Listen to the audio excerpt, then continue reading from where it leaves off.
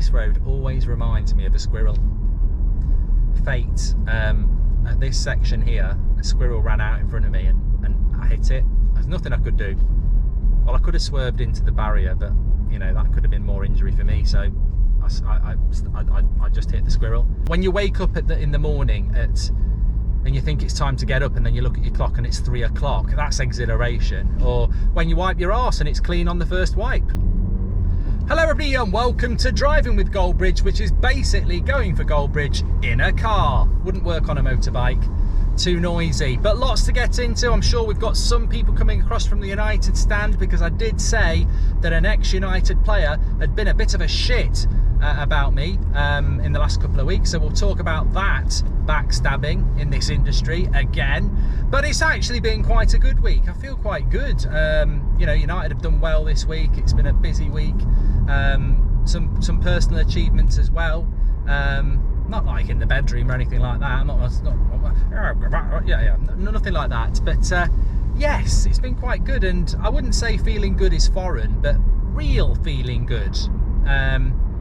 I think you can have a happy-go-lucky approach to life. I think those people are bullshitters, to be honest with you. I actually don't believe that you can... You know, these people, the life and soul of the party. I've spoken about them before. Life and soul of the party. Oh, you haven't met Jim, have you? Oh, when Jim comes out, he's the life and soul of the party. Oh, Carrie's coming out. She's the life and soul of the party. I bet she's a manic depressive at home. Nothing wrong with that. Well, there is, but you know what I mean. I don't agree that people can be happy all the time. But then again, I haven't lived inside anybody's body. And again, we're not talking about bedroom stuff there. I mean, I haven't lived inside somebody else's mind, so maybe my mind is completely unique. I mean, I am a genius, let's be honest, creative genius. But no, yeah, I don't know. But it got me thinking, actually, there are moments of genuine elation in life that are beyond happy.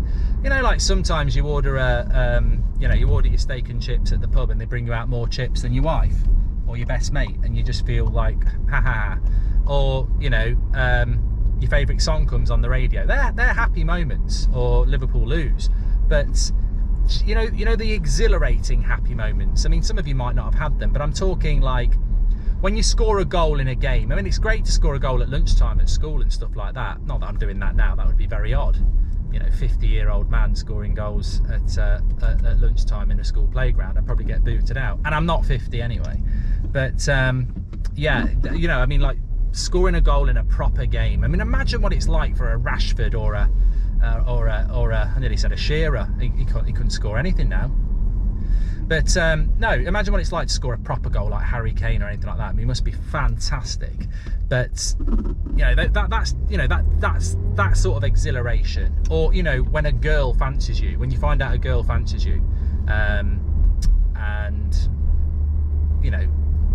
That exhilaration is a really nice feeling, isn't it? Or when you wake up in the morning and you think it's time to get up, and then you look at your clock and it's 3 o'clock, that's exhilaration. Or when you wipe your arse and it's clean on the first wipe. I mean, look, if you know, you know. So these are, you know, genuine exhilaration moments.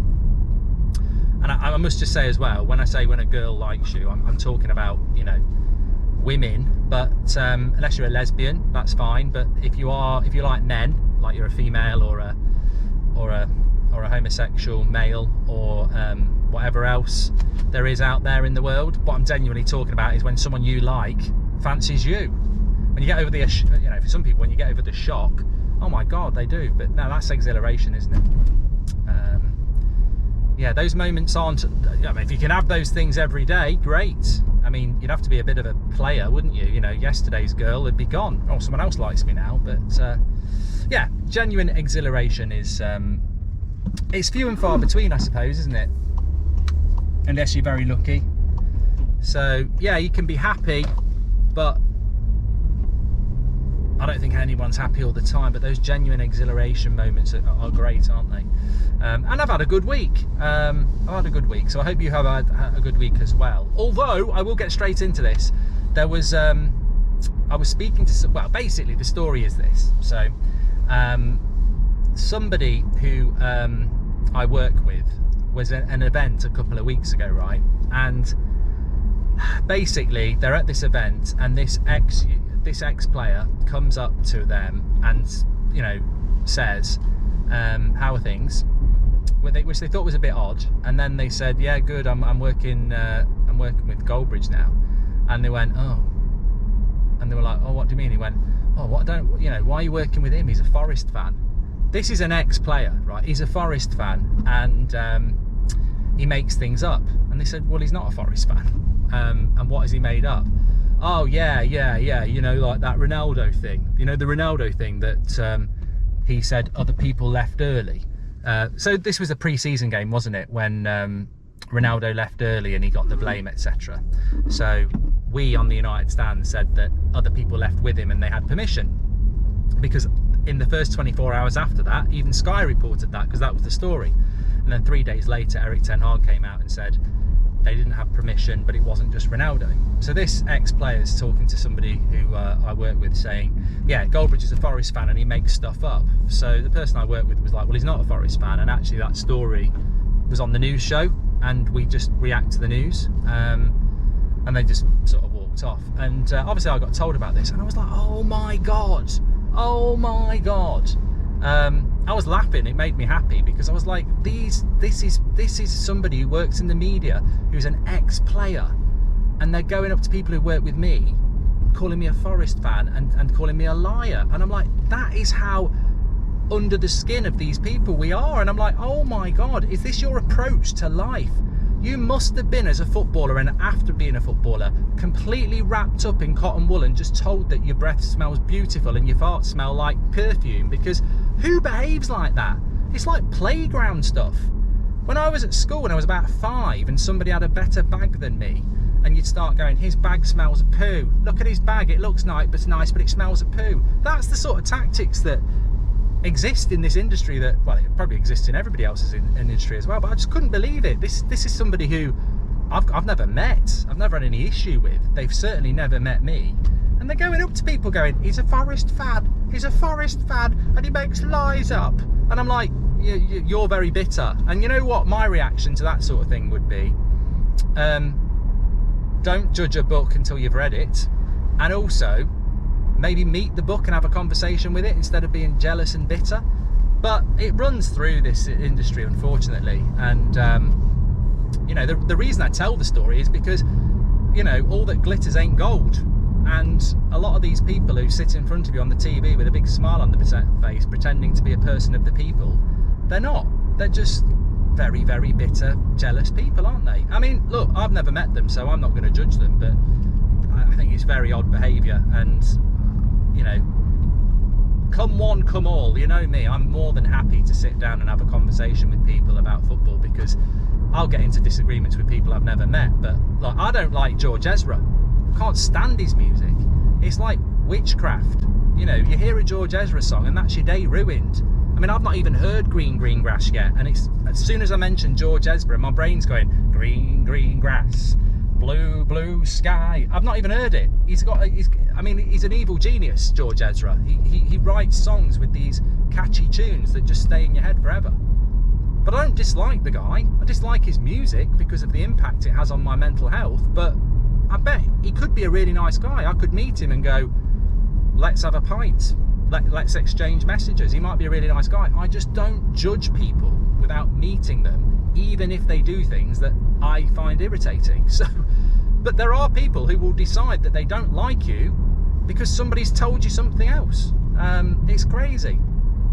So people will be saying, why don't you name the person? Because I just feel we are past that now in life, and if I name that person, they will go and probably get a load of shit and stuff. And as much as I'm just not like that. I just don't want to do that. Anybody I've ever had an issue with, I'm like, let's pick up the phone and have a conversation. But it's weird, isn't it? Because actually the person who said this, if I met them, I'd go up to them and say, what are you talking about? Calling me these things and that. Why don't you message me and call it me? Why do you have to stab me in the back to people who work with me? Why do you have to try and cause problems in my life when you could easily get in contact with me and tell me what you think? Why don't you say it publicly as well? I'd love you to say it publicly, because then I can respond publicly. It's all done in the background, isn't it? It's all done slyly, and this has happened to me a few times, and it's happened to a few other people who I work with, that you know, we were going to do a deal with a major media outlet a few years ago, and we gave them some really good ideas of how they could work with the United Stand, and they were really interested in it. And then didn't hear anything for a few weeks, and the season started, and we were meant to be starting this collaboration at the start of the season. So I contacted them, and they said, oh yeah, we've decided against it. And is it true you're a Forest fan? And I was like, and it's really weird, because this keeps happening every few years. You'll hear this Forest fan thing, and like, it's a running joke on Twitter. I can deal with that, but there's one or two people who, again, I'm not going to bother naming because I just can't be bothered, who go around in this industry saying, well, don't work with Goldbridge, he's a Forest fan. And, you know, they're just sad and bitter people who basically copy everything I do now. Like, I've seen some of their content recently, and virtually everything they do is just basically copy of what we do, which is fine, because, you know what, we are brilliant, and if you want to copy it, you know, it obviously burns you, but do it. But the people who listen to them are the people I just don't understand. I can't understand how somebody can listen. Look, the reason I mention it on Going for Goldbridge is because if you've got somebody who tells you that somebody else is something, do you believe it? Are you like that? I don't know, maybe I'm just misunderstanding life and society, that people actually do. If I'm in the pub tonight and somebody I know comes up and says, you know, John across the road, he likes to shag sheep, I'm not going to go around calling him a sheep shagger. I'm just going to go, yeah, you don't like John, do you? You just causing trouble. But some people will believe it. Some people will believe that John is getting up in the middle of the night, going into fields to worry sheep. It's amazing. I suppose it takes all sorts, but I don't know. I just think I wouldn't say we operate in a show business world. We operate in a weird world now, don't we? But there are some people that would rather try and sabotage than actually hit the problem head on. Like, if I was this ex-player who is in the media, instead of believing some far-fetched bullshit lie, I'd call me out publicly. I'd say, you know what, I don't agree with what you say, let's do a video together. Because I tell you what, their profile's going to go up as well, and some people will agree with them. But no, it's just childish behaviour, and I suppose that's why I've had a good week, really, because it just makes me laugh. It really makes me very happy that these people are so obsessed about what we're doing that they have to believe the most preposterous lies and then go up to people that I work with and try and tell the lie. It's hilarious, absolutely hilarious. People will be going, you don't sound like you're finding it funny, you sound like it's really got under your skin. But if it had got under my skin, you'd know about it, because I would name them and I would publicly say something pretty close to the bone. But as you know, what I will say publicly is, it don't matter who you are, whether you're Jamie Carragher, Gary Neville, Roy Keane, not Roy Keane, I like Roy Keane. I like Jamie Carragher, I like Gary Neville, but Roy Keane's never going to do it because it doesn't operate in that world. Let's get it on and do a video if you want to do it. If you don't want to do it, that's up to you. But stop believing the lies. Maybe the person and the people you're talking to, maybe look into their background a little bit more rather than listening to the bullshit that comes out of their mouths. That's the end of the video. I just wanted to get that off my chest. No, I didn't really. I did and are and am very content with content, and very content with content, and I like what we do. I like what we do, and I like doing stuff like this. I tell you what, every time I go around the corner, there's a bang in the boot, and it doesn't normally do that, and I'm thinking, what's in the boots? I haven't used this car for a couple of weeks. What's Mrs. Goldbridge been doing? Who's in the boot? Who would you like to be in your boot? You know, if you could drive around with somebody in the boot and just go around corners really sharp and bang them about a bit.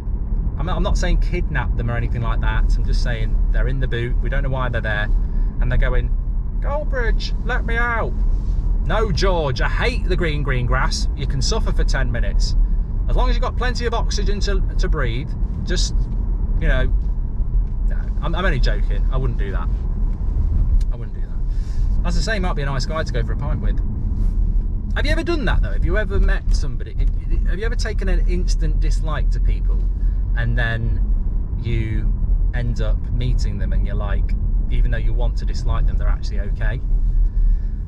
There's a few celebrities I've met like that, but I used to have a friend who would have obsessive reactions to people that they were never going to meet, and they would just absolutely despise them. Absolutely despise them. Like Mark Owen from Take That, who I think comes across, I've never met him, but Mark Owen from Take That, he comes across as quite a nice guy. Could be a complete arsehole. You know, we've never met him. He could be the sort of person who, when he's at Tesco at the self-service checkout and there's a big queue of 10 people, he pushes to the front and just says, do you know who I am? Worst kind of person.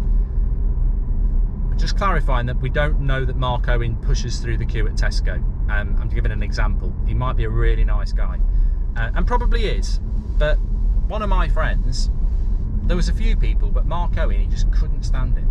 And so much so that he'd bring him up in conversation all the time. You'd be down the pub, you know, talking through the finer points of how Mourinho is, you know, able to stop Barcelona with his compact, park the bus style of football. And then, you know, it'd be quite an in-depth conversation, and he'd ruin it with, yeah, well, Mark Owen wouldn't be able to do that.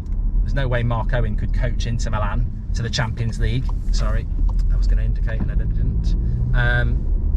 Yeah, just absolutely obsessive about somebody he'd never met. And then you'd go, well, why do you dislike Mark Owen?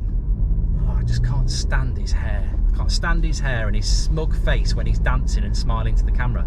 But he's probably had his hair styled for that video and been told to interact with the camera. It's not his fault, is it? But yeah, I remember there was this new guy that started at school when I was about 15, and you know, he was in a different class, and you know, you hear about a new person starting like on first break. Oh, there's this lad who started in the new class, and then all the girls used to fancy the new lad no matter what. He could look like a dustbin and they'd still fancy him because it's new and shiny, isn't it? But so you'd not met them, and it'd be like, yeah, I fucking can't stand them. And then you'd see him in the dinner queue chatting with people, and you'd be like, oh, I can't fucking stand them. And then you meet them, and actually they're quite nice. This happens a lot. Don't judge a book by its cover. I think it's a very good, I mean, you can have preconceptions about people, you know. There's one or two people I've never met who I know a lot of people who know them and say, yeah, they're a complete arsehole, but make your own mind up. And that's the thing, really. Make your own mind up, and when you meet them, you can normally find out quite quickly what people are like. But some people don't. I've always said this. If your mate says jump off a cliff, are you going to jump off a cliff? Now, if it's into quite deep water and people are filming you and it's going to make a good TikTok video, you might jump off a cliff. But really, if your mate says put your hand in a fire, you're going to do it. No, you're not, unless you're a complete idiot. So why, if your mate says, oh, you know, such and such, they're a Forest fan, see, I'm going back there again, or, you know, such and such, they're an idiot. If you've never spoken to them, then why do it? Why make your mind up about it? It's odd. Like, you know, the other night, I don't know whether anyone saw it, I was doing a watch along for Liverpool against Napoli, and I'm very interactive in what I do, and I was reading a comment whilst watching the game, and somebody said, I'm currently in hospital at the moment after an operation, and that's as far as I get because Napoli score. And I went, oh, Napoli have scored, sorry to hear in hospital, hope it's not too serious. It's serious for Liverpool though, they're 3-1 down. And that's just, you know, somebody clipped it and it was seen by quite a few people, and then a few people I know were sending tweets to me of people going, oh, he's clearly a character, it's clearly all acting. And I'm like, one, if you lived with me, you'd know it's not a character, and two, how do I script something that cannot be scripted? Like, the live chat I reacted to is the live chat, that's just the way it is, and the goal, you can't script it. So again, it's just, I feel like I'm Mark Owen. I feel like I'm being targeted from people who've never bloody met me. Well, he is a character. He is a character because his name's not even Mark Goldbridge, it's something else. Yeah, my name's not Mark Goldbridge, so therefore I must be a character. It's, at the end of the day, you know what it is? It's just bitter bastards. That's what it is. It's just pure bitter bastards. And I suppose that's why I feel so happy, because for every person that isn't joyful and triumphant in their approach to life, these people who are like preposterously making up stuff about people, whether it's you, me, or anybody else, they're just ultimately not very happy people. There's people I don't like, there's people I've met, there's people, you know, I just don't like them, they're not nice people, etc. But I don't wake up in the morning and start ringing around my friends going, you know, such and such, he's an idiot. Oh, you know, Sky, I'm through to the customer complaints area. Great. You know what? You know, that person you had on the telly last night is an idiot. He's an idiot, and he likes sheep. No, I don't do that, because that would be eating me up and making me toxic, and I don't want to do that. I'll talk about football. I'll have an opinion on football, and I'll be quite forthright on that opinion. But that's something like going to watch a comedy show and saying they're not very funny. If you go and watch a comedian and they're not very funny, do you go, he's a Forest fan and a fake and shag sheep, or do you just go, didn't really like their comedy, don't think they're very funny? So yeah, I feel like I'm rambling a little bit on this, but hopefully it makes a bit of sense. If not, it'll be an interesting one. So I'll just let a van reverse. I didn't really have any choice. Didn't have much choice at all. Do you ever get those emails from people? Maybe you don't, maybe you do. Some of you might. I'm trying to think of an example of how it would work in a different way. Oh yes, I know how it works in a different way. So sometimes I get these emails and it'll be, really like what you're doing, got some great ideas about how we can work together, would love to have a phone call with you and discuss it. I find that really irritating. I find that really the same as, and I saw it on Facebook the other week as well, and I don't even go on Facebook, but it used to get it a loads. People put a Facebook post and go, absolutely fuming, really wish I could say what's going on. And then that's their Facebook post. And you go, well, I've seen it now. I want to know what you're fuming about. And I wish, if you can't say what it's about, why are you posting it? And then you get replies saying, hope everything's all right, hun, I'll give you a call. Or the worst replies are, oh, totally agree, mate, absolutely disgusting. And you're like, why are you posting that on a public forum and not telling us it? And then the person who's replying obviously knows what it's about. What's the point? What is the point? What's the point? I much prefer the Facebook post where somebody's pissed you off and you go, such and such is a complete prick, arrogant twat, really hope the fall down from their high pedestal breaks their neck. You get the name, you get the anger, you get the frustration, and you move on to the next post, which might be about someone's birthday or something like that, or a nice reunion picture from people from school. Don't post stuff that's like basically a tease. I want to know the detail. I don't want to know. I see no point in somebody. You're basically walking, you know, these Facebook posts are basically walking into a room of people who are having a conversation about Mourinho, and they go, absolutely fuming, disgraceful. Oh, if only I could tell you what it was about. Fuck off, get out of the pub. What? You've just interrupted a good conversation to say you're angry about something you won't tell us about. You egotistical tosspot. Yeah, that's what I feel about that. But yeah, I get these emails from people who go, really like what you're doing, got some great ideas how we can help, you know, your business improve or whatever like that. Would love to sit and have a call with you. Piss off, basically. If you've got a great idea about how we can work together than that, you'd have put it in the email in the first place. You're a chancer. You want me to ring you up so you can try and, you know, manipulate the situation. If you had a good idea in the first place, put it in the email. And if it's meant to lure me, if it's some sort of marketing tool to make me go, oh, I wonder what it is they're going to tell me, then you know what? It hasn't worked. It's like going to visit a relative that you don't want to visit. oh, come round on Sunday, I've got a really interesting tourist story to tell you. You haven't. You're just lonely. You want me to come round. If you'd said that, I would come round, because that would play on the heartstrings, but you're actually pretending you've got a good reason for me to come round, and it won't be. It'll be a horrible cup of tea and last of the summer wine or something like that. I'm not the sort of person who wouldn't go around and see relatives anyway, you know. I've always been very, you know,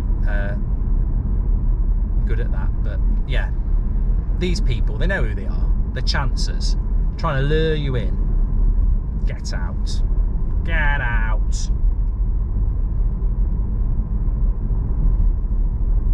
I'm still stuck on whether that first wipe of your arse is a moment of pure happiness. Don't know whether to edit it out. Definitely when you wake up in the morning and you think it's 6 o'clock in the morning, you've got to get up and it's 3 o'clock in the morning, that's a win. Definitely when you score a goal, that's a moment of exhilaration. Definitely when you find out someone that you fancy likes you. Although I must admit, those days are long gone for me. Happily married, but you know, it was nice at the time. But I don't think wiping your arse and it's clean from the first one is a moment of pure exhilaration. Although if you've ever had the one where you know, you're using up a whole toilet roll and it's getting very sore, what's that all about? I've spoken about this before. What is that all about? And you know what? I've Googled it, so I know I'm not unique. Maybe some people will be going, oh, that's never happened to me. But I'll tell you what, it is a moment of exhilaration actually, because if you've ever been there when no matter how many times you wipe it, it's not going away. That first one it's not exhilaration, it's pride and relief, I suppose. It's amazing sometimes, and you can't really predict when it's going to happen. You just go, you wipe it, you go, I'm really surprised that's, you almost wipe it again and it's clean, and you go, oh, wow, I'm stunned, I'm really surprised by that. But not sure it's exhilaration, probably surprise, I don't know. Some people won't like that sort of thing. It's like they don't fart. Oh, I don't like that sort of thing, it's a bit vulgar, I don't like that sort of thing. But come on, when you've seen childbirth, you'll drop your barrier. Second bloody traffic lights in 200 metres. They're having a bloody laugh. I should be down this road in like a minute. There's 2 sets of bloody traffic lights. Why do they start doing traffic lights when the school holidays start as well? Bloody joke. It's the same in Manchester the other day. School holidays are not for fucking road workers. That's when you should be doing most of your work. It's like, oh, we can't do any road works because we're all off for the school holidays. School holidays go back immediately. It's like that thing, isn't it, from The Office, when you're trying to get the fox and the seed and the chicken across the road across the river. Don't leave the fox with the chicken. It's a complete another nightmare. Don't start doing roadworks in the first week back for the schools and the universities and the colleges. Traffic's going to go up massively anyway, and then you're going to restrict that traffic with traffic jams. Bloody idiots. This country. This bloody country. I'm being serious. I'm not saying it for a meme. This country's a joke. Electricity prices going through the roof. I tell you what, if you've got anything wrong with you as well, you're screwed. Literally screwed. NHS waiting lists are massive. This is true. This is true.